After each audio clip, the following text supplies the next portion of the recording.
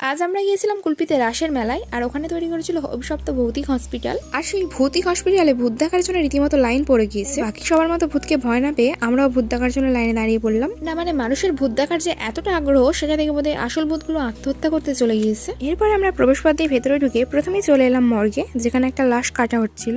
আর তারপরেই আমরা এগিয়ে গেলাম ডেঞ্জার এন্ট্রির দিকে, যেখানে প্রথমে ছিল একটা ভূত পেশেন্ট, আর সেই পেশেন্টকে নিয়ে আসছিল একটা ভূত নার্স, যাদেরকে দেখতে লাগছিল ভীষণই ভয়ঙ্কর। কিন্তু আমি যেহেতু ভীষণই সাহসী বাই বার্থ, তাই সব ছোটখাটো জিনিসে ভয় আমি পাই না। আর এটা দেখতে দেখতেই আমরা আরো একটা ভূতের কাছে পৌঁছে গেলাম, যেখানে একটা পেশেন্ট ভূতকে দড়িতে বাঁধে ঝুলিয়ে রাখা হয়েছিল। তার মুখটা কেমন একটা যেন, আর অকারণেই মাথা নাড়াচ্ছিল। পাশে দাঁড়িয়েছিল একটা পেতনি মার্কা নার্স, আর শরীর থেকে অর্ধেক কঙ্কাল বেরিয়ে আসা একজন ডক্টর। এরপরেই ছিল একজন ডাক্তার ভূত, যে তার রোগী ভূতকে অজ্ঞান না করেই অপারেশন করার জন্য সে বেচারা যন্ত্রণায় চিৎকার করছিল। আর এটার পরেই আসে একজন হাত পা ভাঙা ভূত, যার একটা পা কাটা, ওদের অ্যাক্সিডেন্ট হয়েছিল। আর অ্যাক্সিডেন্টের ফলে তার চোখ বেরিয়ে আসার উপক্রম।